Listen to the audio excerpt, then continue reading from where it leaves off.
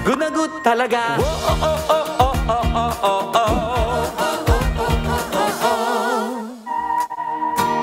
Good morning, good morning, good morning. Live po tayo napapanood ngayon sa ating social media accounts sa Facebook at YouTube channel ng UNTV at Good Morning Kuya. It's Monday morning. Salamat po sa Panginoon minsan pa sa isang panibagong umagang ipinagkaloob sa atin. Start your morning right. Huwag po tayo makalimot una sa lahat, manalangin at humingi ng awa at gabay sa Panginoon. Saan man kayong panig ng mundo naroroon, mula po naman dito sa Pilipinas, isang magandang umaga. Good morning, it's time to rise and shine.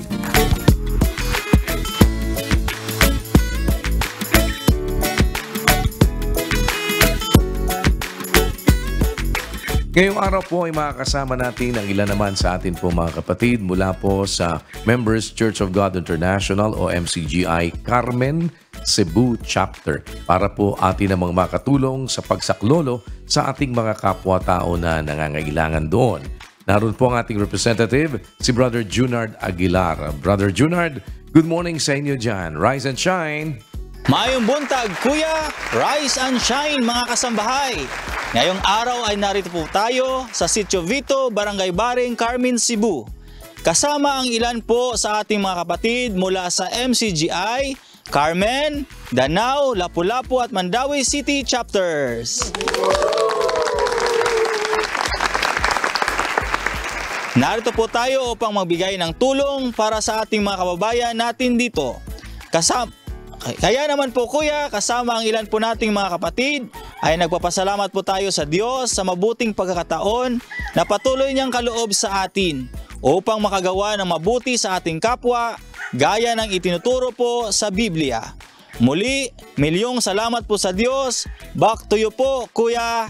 Maraming salamat, Brother Junard, at sa inyo pong lahat sa ating mga kapatid dyan sa Carmen, Cebu, sa MCGI. Salamat po sa partisipasyon at salamat sa Diyos sa patuloy naman natin pong pagkakaisa na maging maliit na kasangkapan, makarating ang kabutihan ng Panginoon sa ating mga kapwa-tao na nangangailangan. Babalikan ko po kayo mamaya dyan, mga kapatid. Keep on shining and keep on caring. At isang original Filipino dish muna po ang atin naman ngayong bibigyan ng daan. Ang tawag nila ay crispy tofu sisig. Paano ba itong inihahanda? Panoorin natin sa atin pong Cook It Right.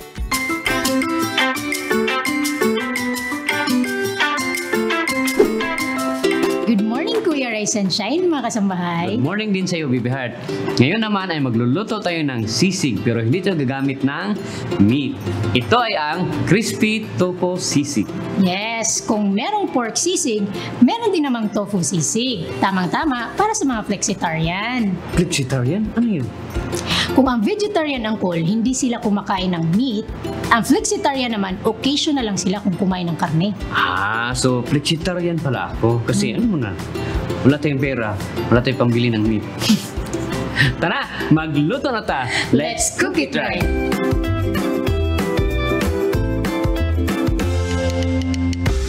Ating gagawin ay handa ang ating mga ingredients. Lalong-lalo na ang ating main ingredients ang tofu. Una Uncle, i-slice lang natin ito into cubes. Pero syempre, yung pagka-slice natin, syempre yung maliit pagsisig. I-deep fry lang natin hanggang sa mag-brown.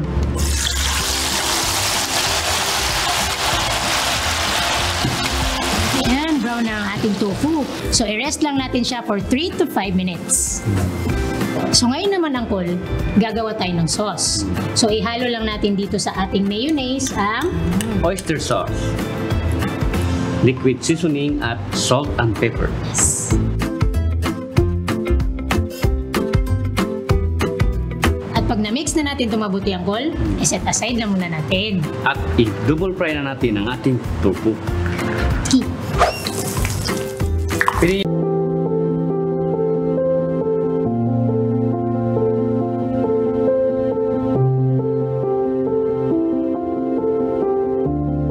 Among tubig diri, galisod jud mi diri kay sa kadagayon na mo diri pagpuyo ang tubig una-una mo kanang kung asa gyud magkuha kay ang amos ng tubig layo mo pud kay among tabay dito maho. kadaghan lang mo diri. Yang amo nga sa diring kuan na may duol pero bayranan tagdo sa container niya. Kung maghakot pa yun. Sa akong pagdugay diri pagpuyo, hantod na lang karon tubig ra gyud ang among problema. Maglakaw lami, kung malaba dito, magkaos, tigid ingon nga pahuay pa gud tungos kalayo kay bukid mo siya sa kaon po gud mga almost mga 200 kapin yun kay ang container lang tag 2 niya kung mga dagko-dagkong container tag 5 niya plus pa sa muhatag mi sa maghapot tag 15 niya usa ka baril ana 15 may masuda na container mo na nga mga 200 banta to nga pampalit na lang ito na mong bugas mga konsumo sa panudan mapunta lagi sa tubig kay kinahanglan man gud namo sa adlaw-adlaw na paghugas mga linungag napay CR sa layo bata pa ko hantod na lang karon mao ra gyud problema namo mga ano gud mga 30 years na gyud na nakapil so usahay mga adlawon mi kapag hapot kay daghan naman maglinya dito nga mga pila pa ka oras before mi makakuli kay magpundo mamigdaghan haron sa di na magbalik-balik og sag-ob nya haputo na lang.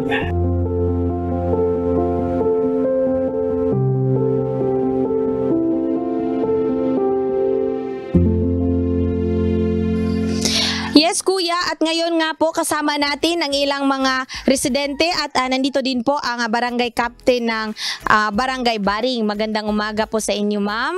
Good morning po. At kasama natin, Kuya, ang ating requestor na si Aling Mary Ann Kalasang. Po. Magandang umaga sa iyo po, Aling Mary Ann. Magandang umaga din po, Irish. Aling Mary Ann, bakit po ba kayo nag-request nitong puso po? Ano po ba ang kalagayan natin sa patubig natin dito sa inyong barangay? Noon ko pa po ito na nahihirapan po kasi kami sa pag-igib dahil po malayo po ang igiban namin. Tapos po, pag naman po, bumabaha, wala na kaming maiinom. Kaya bumibili lang kami sa baba.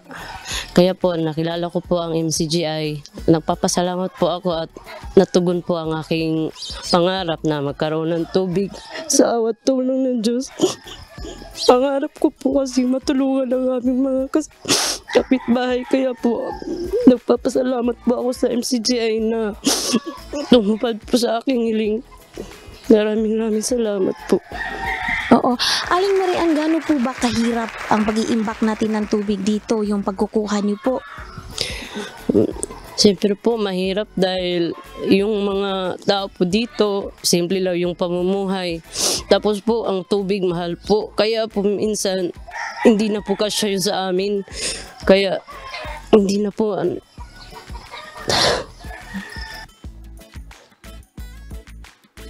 napapagastos po kami ng malaki kaya hindi na po kami nakabili para sa pamilya namin dahil lang po sa tubig dahil mahalaga po talaga ang tubig dito sa amin. Kaya napapasalamat po ako sa Panginoon na nabigyan po ako nito. Halimbawa po pag maulan ang panahon, may bagyo, paano po yung pagkukuha nyo ng tubig o malinis na tubig na maiinom nyo po? Yung tubig po ng ulan, pinapakulo lang po namin para may magamit po kami. Dahil minsan po, pag bumaba na kami, lakas po kasi ng baha doon sa daanan namin. Kaya yung ulan na lang po yung ginagamit naming pangkulo para may magamit kami at mainom po. Salamat sa Diyos, no? Aling Mary Ann, dininig po ng Diyos ang panalangin ng mga mamamayan natin dito sa Veto. At finally, sa pagtutulong-tulong po ng mga kapatiran o mga magkakapatid sa MCGI, narito na po ang hiniling o ninyo o ang inyong request na puso, no? Kuya, nandito na po ang itong mga tubo, sako ng simento at mayroon din pong maliliit. Ito po yung gagamitin nating materials para po masimulan na itong puso at magamit na ng ating mga residente agad, no? Salamat sa Diyos. Aling Mary Ann, makakatulong po ba o gaano po ba makakatulong sa inyo ito ngayong mayroon na kayong sa awat tulong ng Diyos, magkakaroon na kayo ng puso o malapit na patubig dito sa inyong lugar?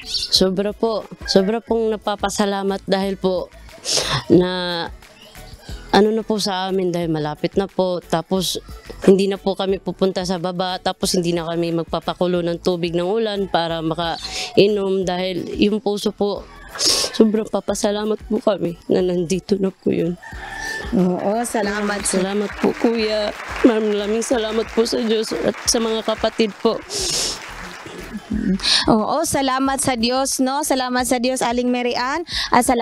Salamat din po sa Diyos sa inyo, ma'am. At kuya, masaya po ang Aling Mary Ann, masaya po ang aming mga puso, ang mga kapatid natin sa MCGI, at kahit paano ay nakapag-abot tayo ng tulong dito at nawa ay magamit at makatulong sa inyo kahit sa papaano, kahit sa maliit na paraan na maalwanan kayo sa inyong araw-araw, no, na pamumuhay dito, na yung tubig ay hindi nyo na po problemahin. At maraming salamat sa Diyos.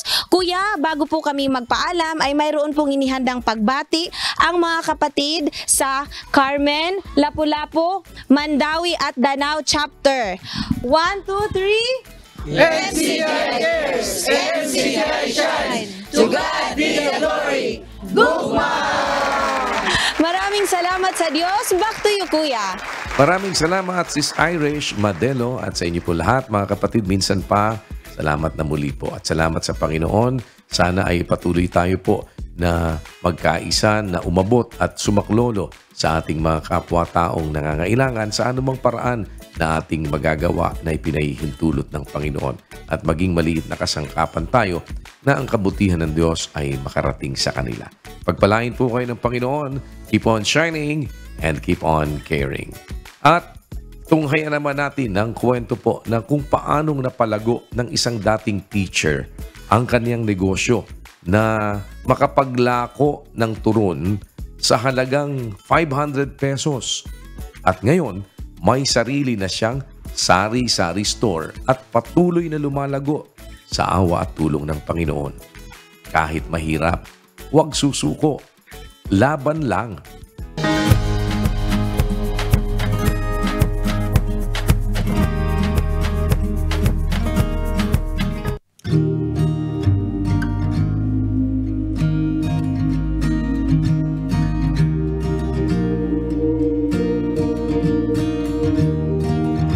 Ako si Jolito Barquez, nakatira sa Naik, Cavite, 43 years old na ngayon. Dati po akong teacher sa school. Ngayon dumating yung pagkakataon na yung project ng gobyerno na magpalawak ng kalsada. Yung tinamaan po yung bahay po namin doon sa Parañaque. So nag-decide kami na i-grab na yung opportunity na makuha yung pabahay. Kaso lang, ma-sacrifice po yung trabaho ko kasi nasa Pampanga. So kailangan mag-resign ako. Kaso lang paglipat namin dito, wala kaming hanap buhay. Nag-umpisa kami, nagluto mo ng 1 kilong kanin, display sa labas, tapos nagluto ng talong, ginawang torta, kung ano-ano mang pwedeng mapagsimulan. Di nag-click. So nag-try kami ng sari-sari store. Ang benta lang po namin sa isang araw, minsan 500. Benta yun, hindi kita. Kumbaga hindi makakaraos sa pangangailangan sa araw-araw. Tapos may nakilala kaming nagtitinda ng turon. Inintroduce niya sa amin. So nag-try kami ng misis ko. Sa awa ng Diyos, nagustuhan ng tao. May nag-try. Try isa, 5 piso. 5 piso muna. Pag nakatikim, bili ulit, 20, 30, gano'n. So, naubos po siya. Sunod na araw, nagluto ulit kami. Una, sa gabi pa lang, hinihiwa na po namin yung keso. Tapos, yung wrapper, hinihimay na po namin yan. Tapos, ginabukasan, kailangan namin gumising ng alas 4 ng madaling araw para maabutan namin yung mga saging na mura. Pagdating dito sa bahay, doon na kami ni Manang mag-start ng magbabalot ng turon. Dapat maluto siya ng 11:30. Tapos sakto alas 12, dapat nakakarga na yung sa aking motor. Ilalako ko na po yun. Sa awa ng Diyos, buhat nung nag-umpisa kami, di naman po nalugi. Talagang ubos. Magugulat na lang ako parang doon sa panahon na parang wala ka ng pag-asang maubos. Mararamdaman mo talaga na mayroong awa ang Diyos. Parang nai-guide ka doon sa area na kung saan may mga naglalaro ng basketball, timing na hinto sila, gutom. Abay, inubos yung paninda ko. Sa naranasan ko po, may mga tao na imbis na sumuporta, pamimintas pa ang ginagawa. Parang masakit sa damdamin na, marumi na yan, naalikabukan na yan, dahil hila-hila, kumaga dala-dala lang. Tapos ang isa pa, so hawang nagbabike akong ganon, bumagsak yung buti di ako na-disgrasya, tapon lahat ng tinda ko. Nung una, talagang nakakahiya, dahil teacher ka kumbaga, tapos mauwi ka lang sa magtitindak ng turon. Ngayon, ang sabi ng asawa ko, yung kinikita mo ngayon, hindi mo kinikita sa school. Kaya lumakas din ang loob ko dahil may ibang mga tao din naman na nagsasabi na teacher na yan pero nagtitinda ng turon. Hindi siya nahihiya kumita para sa pamilya. Di parang lumalakas din ang loob ko. Sa ngayon, halos 3 taon na ako nagtitinda ng turon. Sa awa ng Diyos, nakabili po kami nitong Smart TV. Itong bahay po namin ay napaayos namin. Kahit pa paano, nakapagsimula po kami ng isang negosyo pa, yung sari-sari store. Sa tuwing nagtitinda ako, alam kong may Diyos na gumagawa ng paraan para ako sinamahan yung ang aking hanap buhay na kung saan dito kami kumukuha ng aming mga pangangailangan sa araw-araw. Higit sa hinihiling. Dahil may dagdag pa kumbaga kumikita din naman sa awa tulong ng Diyos. Una, siyempre, manalig tayo sa Panginoon. Idalangin natin sa Kanya kung ano po yung maging hanap buhay natin na sana'y samahan niya para lumago. Yun po talaga ang unang kumbaga tinitingnan ko personally. Ngayon, sa mga katulad ko na gustong maghanap buhay, kumbaga itry nyo lang po, kumbaga magsipag at huwag mawalan ng pag-asa sa buhay. Ipagtiwala sa Diyos ang lahat nating ginagawa, lakipan ng sipag at tiyaga, laban lang.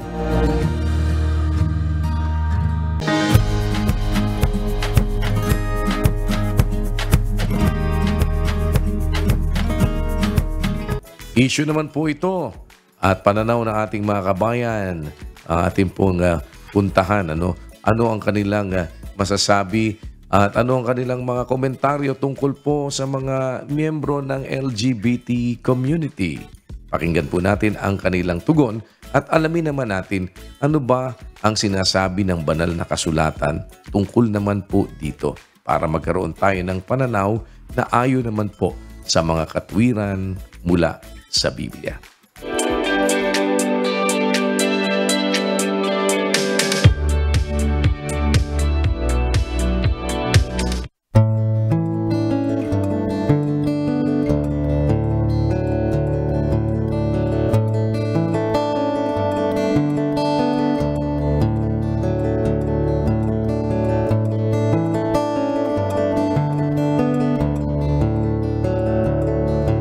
Para sa akin, yes. Kasi may kaligtasan naman ng LGBT kung sa magandang paraan nila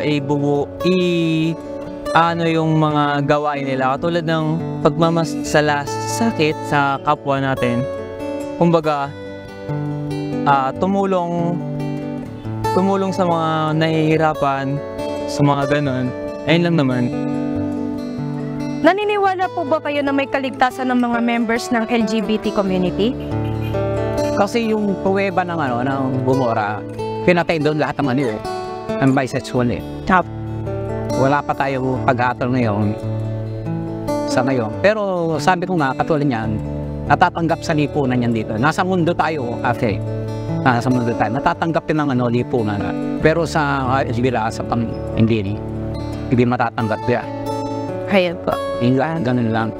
So, naniniwala po ba kayo na may kaligtasan ng mga members ng LGBT community? Naniniwala naman po ako na may mapupunta sila. Gawin ito sa chicken. Halimbawa, gusto niyo lalong maging crispy. Yan yung ginagawa ko sa chicken. Fry ako. So naman, Angkol, igigisa natin yan, yung mga natitirang ingredients. Isunod natin ang butter. Tapos, sibuyas. Yan, bango. Pepper.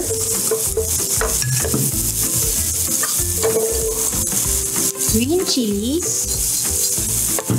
At yung siling labuy. So next naman ito, Angkol, ihahalo na natin ang ating crispy tofu. Yan. Haluin lang yan for 1 minute, saka natin patayin ng apoy. Ngayon naman ay halo natin ang ating sauce. And for our final step, Angkol, painitin lang natin ang ating sizzling plate. Sige, i-check mo nga, Angkol, kung mainit na. Mainit na? Dilagyan na natin ng butter. Next naman yan, Angkol, ilagay natin ang ating mix tofu sisig with sauce. Hayaan lang natin itong i-sizzle for 1 minute at lagyan natin ng sliced calamansi and sliced chilies.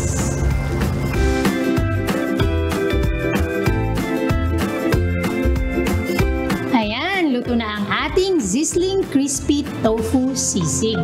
Yes, pwede na akong makakain ng sisig kahit wala akong pambili ng karne. At Angkol, maganda ring alternative ang tofu sa meat. Tara, kain na tayo!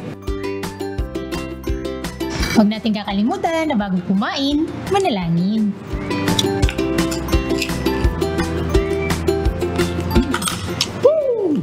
Tofu.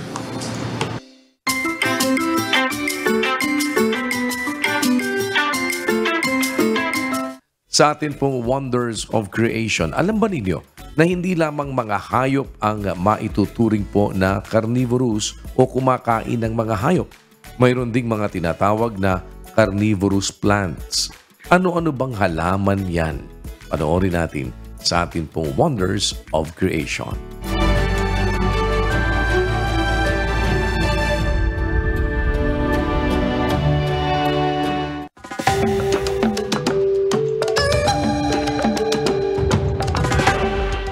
Alam niyo ba na sa dako ng Kamindanawan ay may halaman na natagpo ang carnivorous?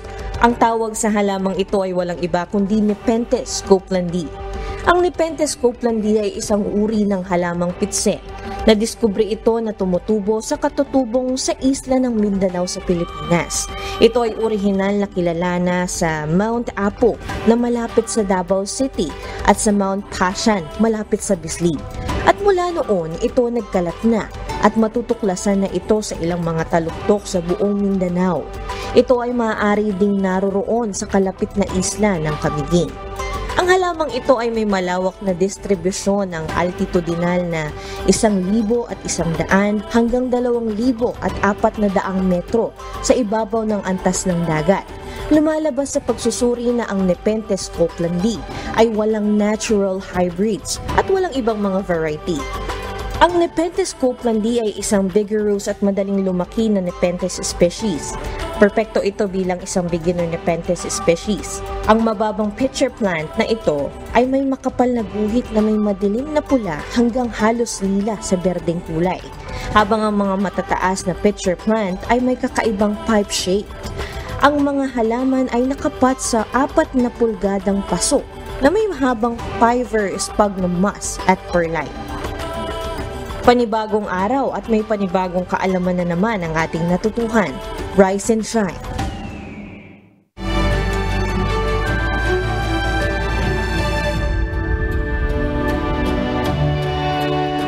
Kung meron pong tinatawag naman na insomnia o yung mga nahihirapang makatulog, alam nyo ba meron naman yung ang tawag ay hypersomnia. Ito naman po yung tulog naman ng tulog. Ano kaya ang mga dahilan at bakit nagkakaroon po ng hypersomnia ang isang tao? Panoorin po ninyo sa ating Now You Know.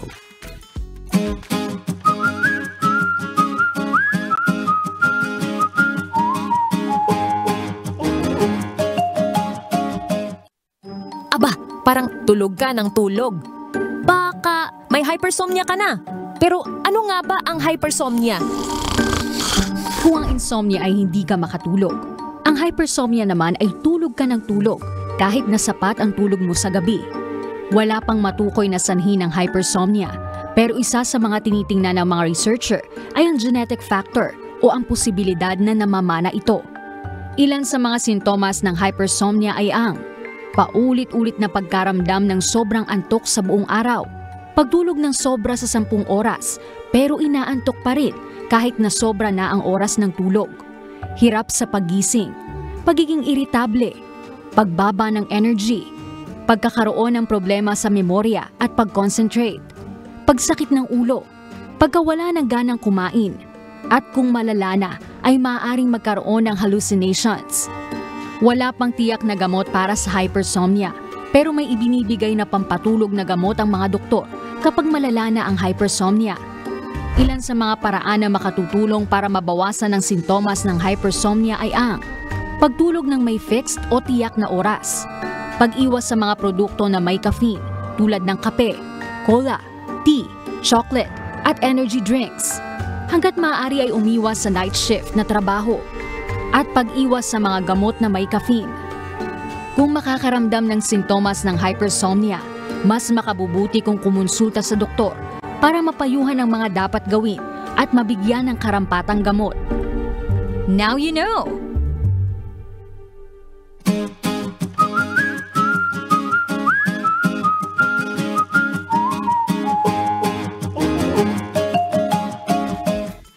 Gusto nyo ba na ma-manage ng husto ang inyong oras? Bakit hindi po natin subukan ang tinatawag nilang Pomodoro Technique? Hindi ito spaghetti, Pomodoro Technique. Ano po ba yan? At paano ito makakatulong sa ating mga trabaho at sa mga gawain natin sa buhay? Panoorin nyo sa ating You Can Do It.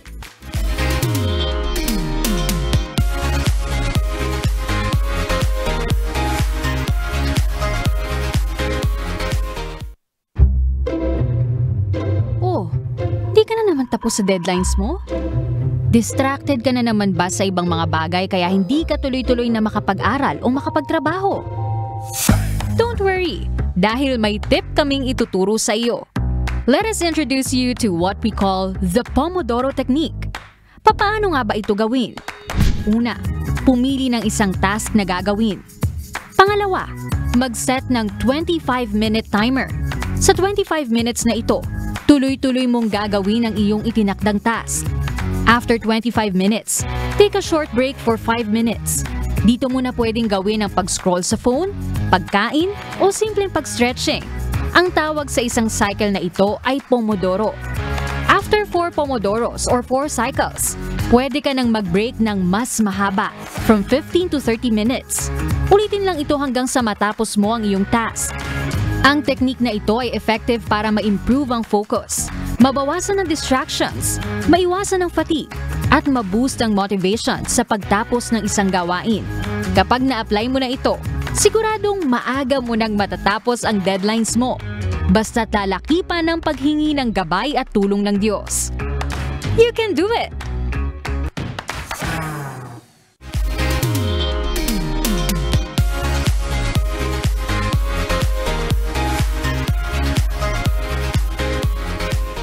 Balikan na po natin ang ating mga kapatid naman sa dako po ng Carmen, Cebu at ating alamin sino po sa ating mga kababayan doon ang ating namang sasaklolohan kasama po ang members ng Church of God International o MCGI. Naroon po si Sister Irish Madelo. Sis Irish, good morning sa inyo once again dyan sa Carmen, Cebu. Rise and shine.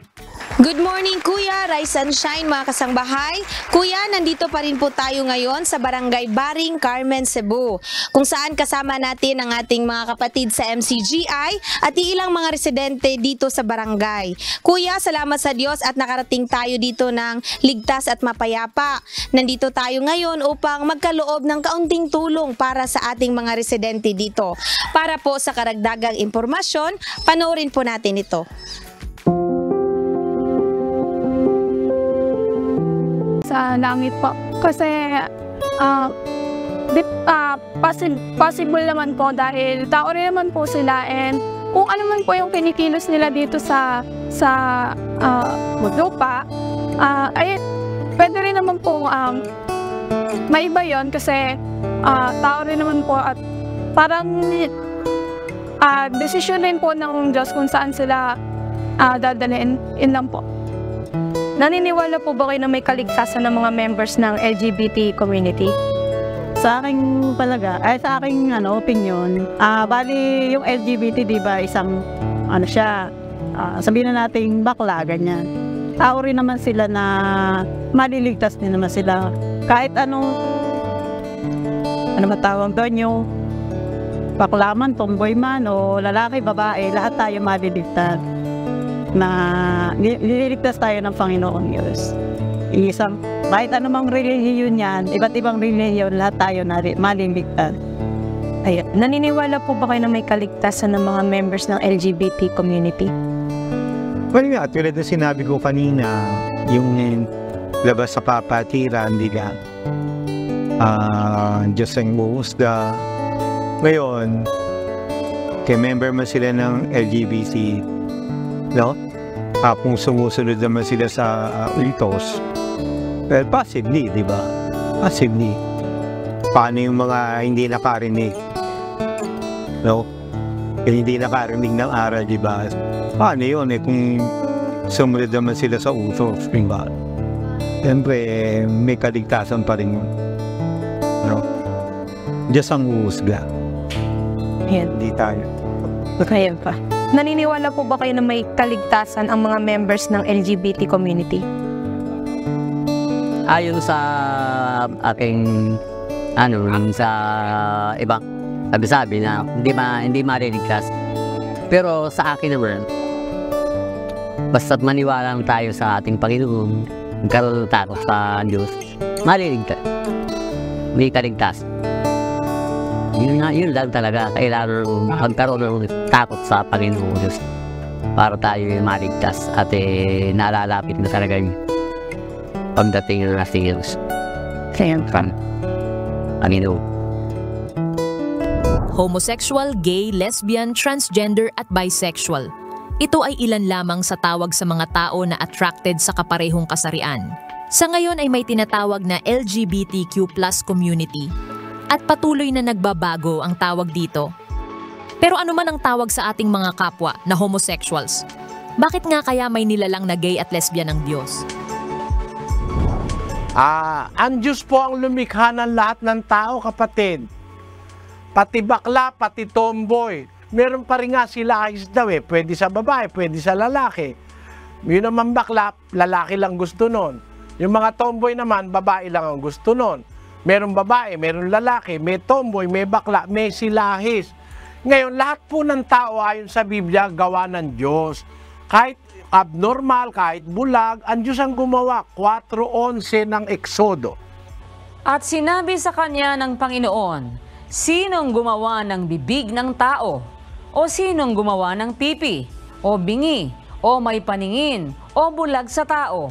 Hindi ba akong Panginoon? Ang Panginoon ang may gawa ng lahat ng tao po, pati bulag, pati pipi, pati bingi, pati kuba, pati lahat po. Ang lahat ng tao. Katunayan, 17 ng gawa, 26. At ginawa niya sa isa ang bawat bansa ng mga tao. Ayon, bawat bansa ng mga tao, ang Diyos po ang gumawa. Ngayon, saan ang galing yung mga bakla? Di kasama rin sa ginawa ng Diyos yun. Yung mga tomboy, kasama rin sa ginawa ng Diyos yun.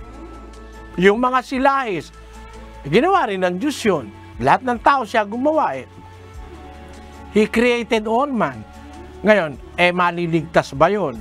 Sabi po ng mga ibang malulupit na relihiyon, wala raw kaligtasan ng bakla, ang tomboy, ang silahis. Para bang yung pagiging lalaki o yung pagiging babae, ang pasis mo pa para sa langit. Mali po yun. Ang pases papunta sa langit, hindi po ang pagiging bakla o tomboy o pagiging lalaki o pagiging babae o pagiging silahis. Lahat ng tao, Diyos ang lumikha. Pare-pareho po ang tao sa harap ng Diyos. Ang pases papunta sa langit ay ang pananampalataya kay Kristo. Hindi po yung, kung lalaki ka, ligtas ka na. At pagka bakla ka, patay ka na. Hindi ganon. Basahin po natin ang unang Korinto 6:9 hanggang 11. O hindi ba ganinyo nalalaman na ang mga liko ay hindi magsisipagmana ng kaharian ng Diyos? Huwag kayong padaya, kahit ang mga mapakiapid, ni ang mga mananamba sa Diyos-Diyosan, ni ang mga mangangalunya, ni ang mga nagsasababae, ni ang mga mapakiapid sa kapwa lalaki, ni ang mga magnanakaw, ni ang mga masasakim, ni ang mga manglalasing, ni ang mga mapagtungayaw, ni ang mga manglulupig ay hindi mangagmamana ng kaharian ng Diyos. At ganyan ang mga ilan sa inyo. Ngunit nangahugasan na kayo, ngunit binanal na kayo, ngunit inaring ganap na kayo sa pangalan ng Panginoong Hesukristo at sa Espiritu ng ating Diyos. Maliwanag po ang pagkasabi dyan, kapatid. So yung mga Kristiyano nung una, meron doon na mga nagsasababae, merong mapakiapid sa kapwa lalaki, mga bakla, mga kung ano-anong klaseng tao. Pero sabi ni Pablo, nahugasan na kayo, inaring ganap na kayo sa pangalan ni Jesucristo. So may chance lahat ng tao pong makarating sa langit. Kahit bakla, kahit tomboy, kahit silahis, pagka sumunod sa Diyos at nagbagong buhay, gumawa ng katwiran ng kabutihan, ay makakarating po sa langit. Yung paniwala nung iba na pagka bali ang balakang o kaya tumatalansik ang kamay, hindi na makakarating sa langit, mali po yun, kapatid. Kahit na ba naman ang boses mo maliit, o kaya ang kamay mo tumitilansik at bali ang balakang mo kung lumalakad ka, sumusunod ka naman sa utos ng Diyos, okay naman po yun, kapatid. Okay po yun. Wala naman diferensya ron. Kahit nga yung kuba, pwede maging dapat sa Diyos Kahit na po yung mga bulag, pwedeng maging dapat sa Diyos Lahat po ng tao gusto ng Diyos maligtas. 2:4 ng unang Timoteo. Na siyang may ibig na ang lahat ng mga tao ay mga ligtas at mga kaalam ng katotohanan. Ayon. Ibig ng Diyos lahat ng tao maligtas at makaalam ng katotohanan. Tao rin naman po yung bakla, tomboy at silahis kapatid. Gusto rin ng Diyos na sila'y maligtas. Kailangan lang sumunod sila. Yun po ang nakasulat sa Biblia.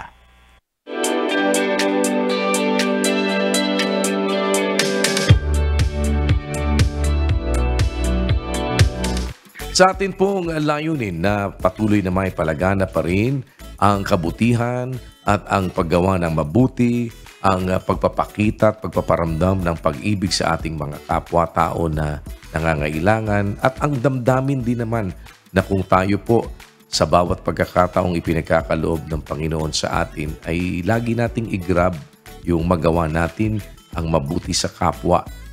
Kagaya ng sinasabi po sa 3:27 ng Kawikaan na huwag mong ikait ang mabuti sa kinauukulan pagka nasa kapangyarihan ng iyong kamay na ito ay gawin.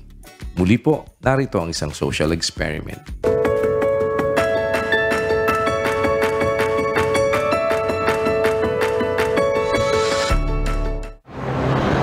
Ma'am, pasensya noon, bumatali po kasi ako. Baka mayroon po kayo mainit tubig niyo. Pwede pong kahingan tubig, mainit. Ito sa mga sabon, sir. Ano po, kahit ano po, tubig po para saan. Naluto po. Mainit? Opo. Gamayan lang kayo pag kundi para makonsider. Pasensya na kayo, Bia. Hindi ba yan sa amin? Masarap tumulong. Ngayon ako nakaramdam ng gutom. Wala kang pananghalian? Hindi ko na naramdaman. Kanina kasi, nagmamadali ako, kaya... Sakit ka niyan. Salamat ka. Sinsa sa abala ko yan, magdali rin siya. Nakuha na yung motor, niniram ko. Yan? Yan na? Opo. Sinsa na po kayo, sa abala. Ano ka? Dito lang po. Nadili po kasi. Sinsa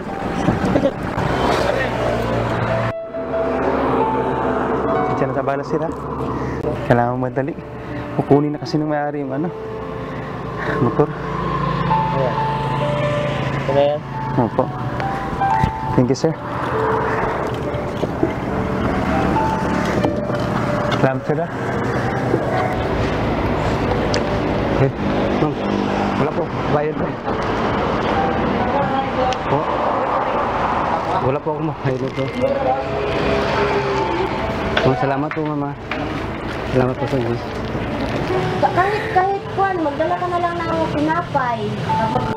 Magkuhan ka, magtrabaho ka para yung tiyan mo, may laman ka. Kung magkasakit ka na lang, ikaw ang magkasakit, paano na yung pamilya mo? Siningit ko na talaga. Pasensya na sa po sa baga.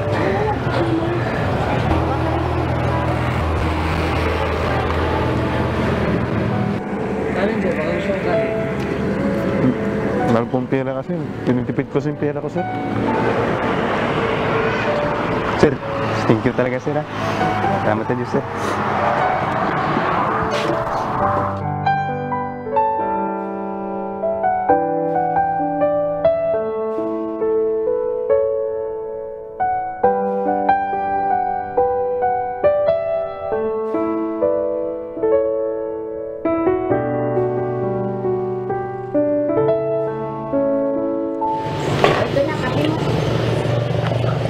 Salamat po marami niya.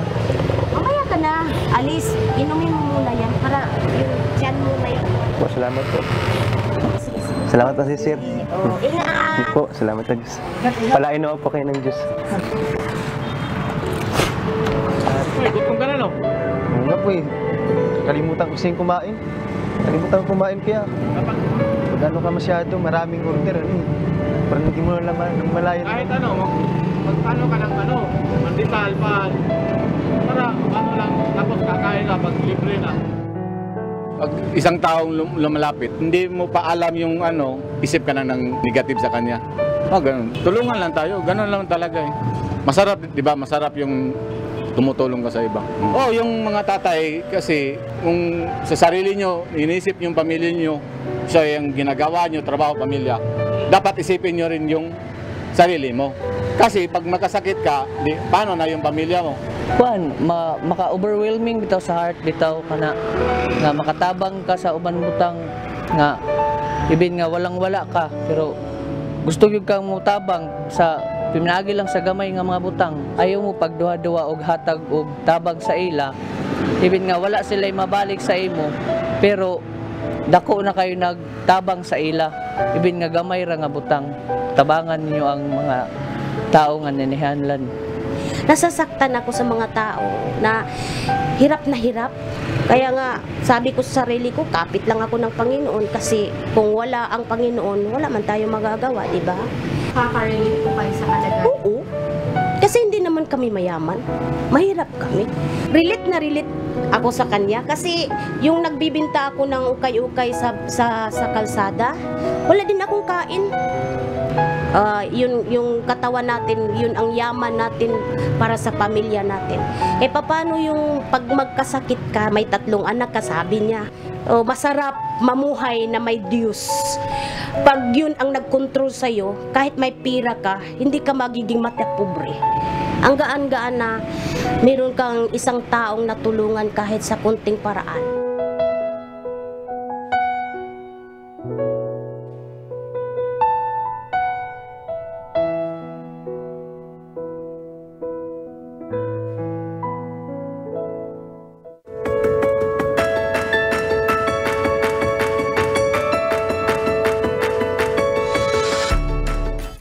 At dahil Monday po ngayon, every Monday na po ito ang ating mini medical mission. Kasama po ang ating mobile dental and optical clinic unit number 4. Nariyan po ngayon sa Doña Orani, Pulangco Street, Barangay Doña Orani, Bataan. Sa mga nais po na makapag-check up, makakuha ng libreng gamot, makapag-avail ng libre po na dental, optical services, maaari po kayong magsadya. Hanggang alas 9 po ang ating registration every Monday. Libre po ito. Wala kayong aalalahaning anumang babayaran. Open po ito para sa lahat.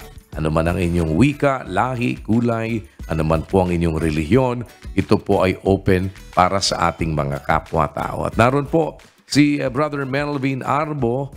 Brother Melvin, good morning once again dyan sa Bataan. Rise and shine. Rise and shine, Kuya Daniel, at good morning po sa ating mga kasangbahay all over the world. Tama kayo Kuya, Monday po ngayon, kaya bukas po ang ating MCGI Clinic dito po sa Barangay Doña, Orani, Bataan.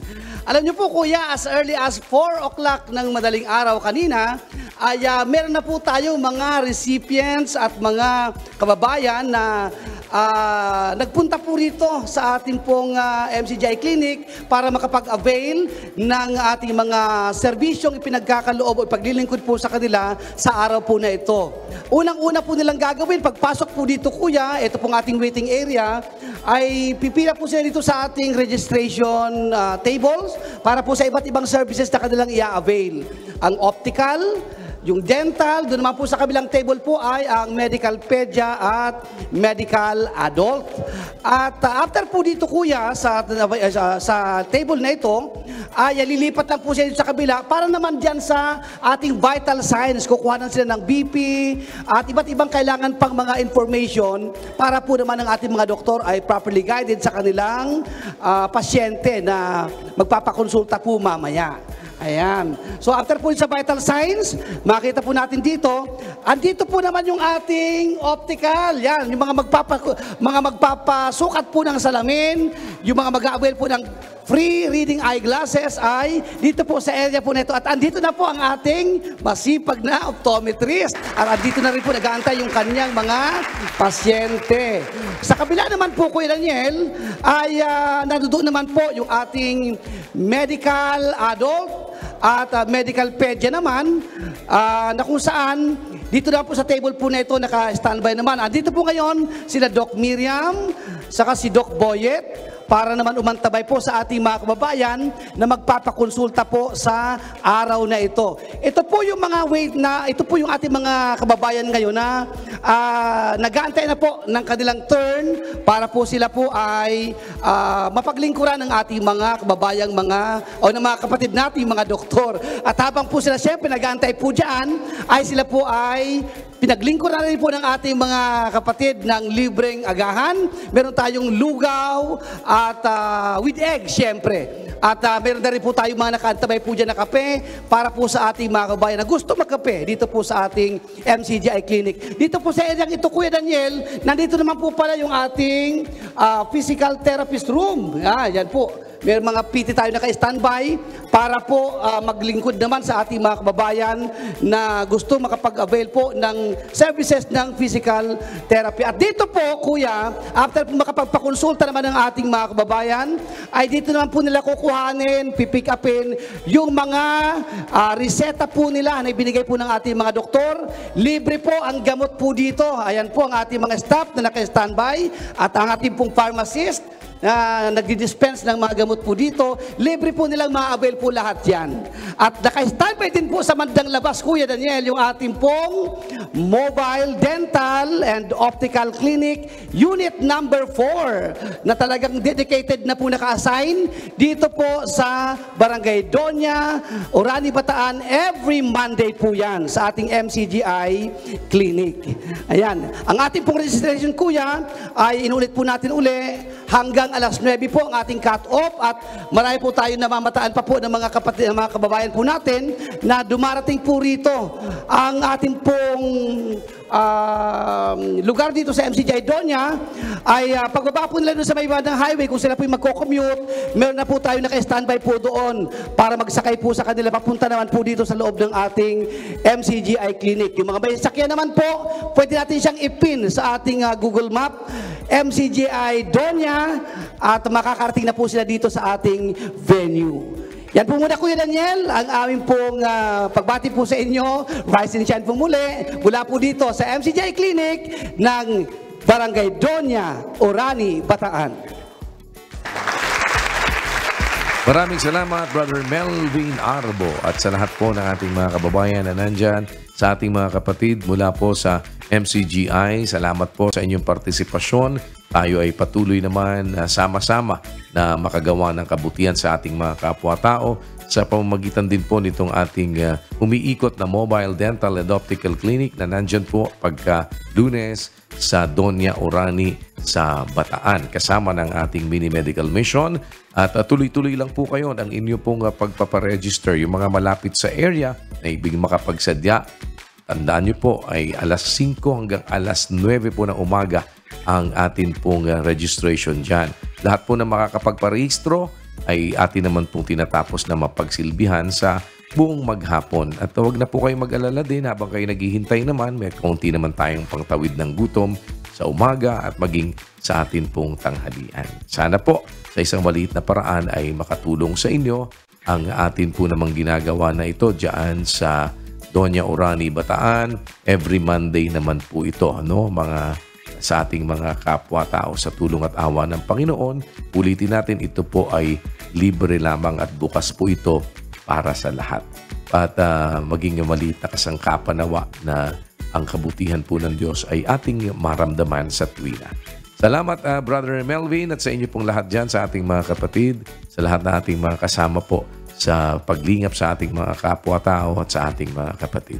Pagpalain nawa po kayo ng Panginoon. At tuloy-tuloy pa rin po ang ating namang ginagawang mass indoctrination ng MCGI. Day 11 na po tayo today. Alas 7 po ng gabi, Philippine Standard Time. Sana po ay patuloy lamang kayo na sumubaybay at hanggang ito ay ating matapos. Ang Rise and Shine segment po dito sa Good Morning Kuya ay inyo pong napapanood every Monday, 6 o'clock in the morning. Kasabay po nito ang ating naman pong every Monday din na ginagawa pong medical mission.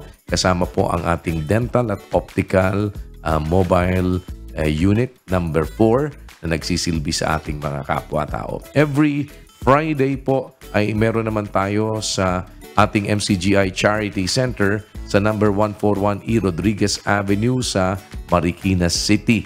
At yan po, ganun din ang registration yan, alas 5 na umaga hanggang alas 9. Kung nandyan naman po kayo within the area.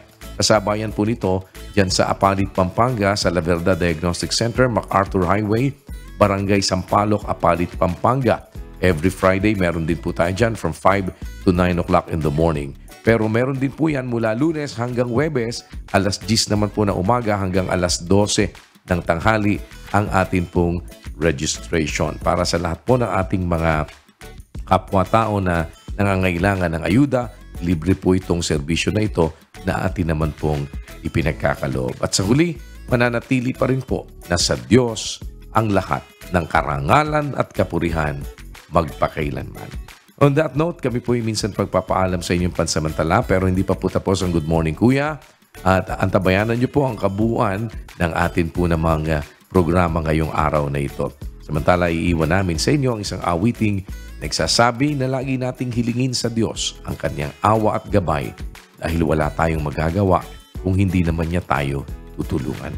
Sa rendition po ng awiting Magwawagi, narito po ang Parilla Couple para sa ating On a Good Note. Maraming salamat po sa inyong pagsubaybay. To God be the glory.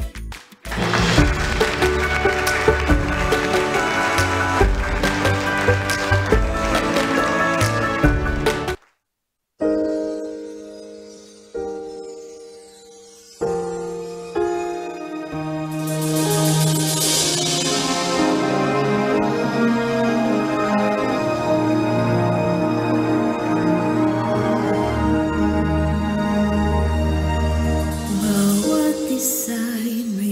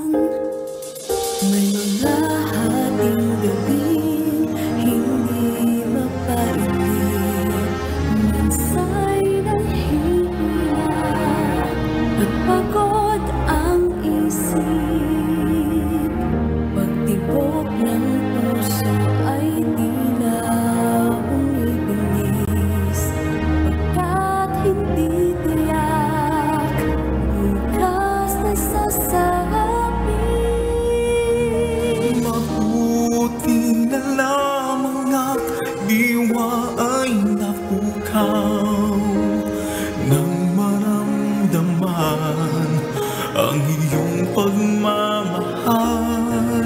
Ang mga pangamba ay agad na naibsan dahil sa pag-asa di kami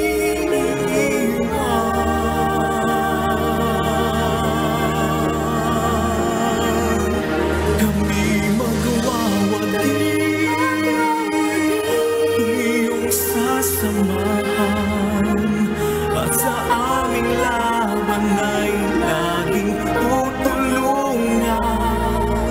Hindi magagapi ang magdaan. Pag-asa ay buhay walang hanggan. Aming dalangin nawa'y pag-isan, mga pagkukulang at mga kamangmangan. Kami ay ibangon kapag nabubuhan at mapayaan sa iyo'y mapawala.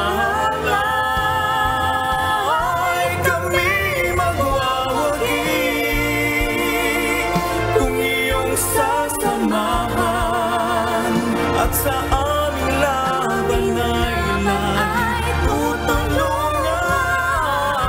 Hindi magagapi anuman ang magdaan. Pag-asa ay marami, buhay walang hanggan. Aming dalangin nawa'y pag-isan, mga pagkukulang at mga kamangmangan. Kami ay ibangon kapag nabubuhay.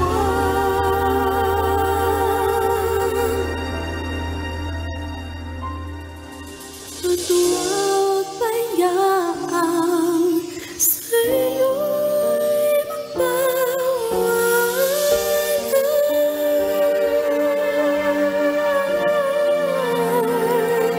salamat, O Jesus, sa iyong pagmamahal. Ikaw ang pag-asa, ligaya sa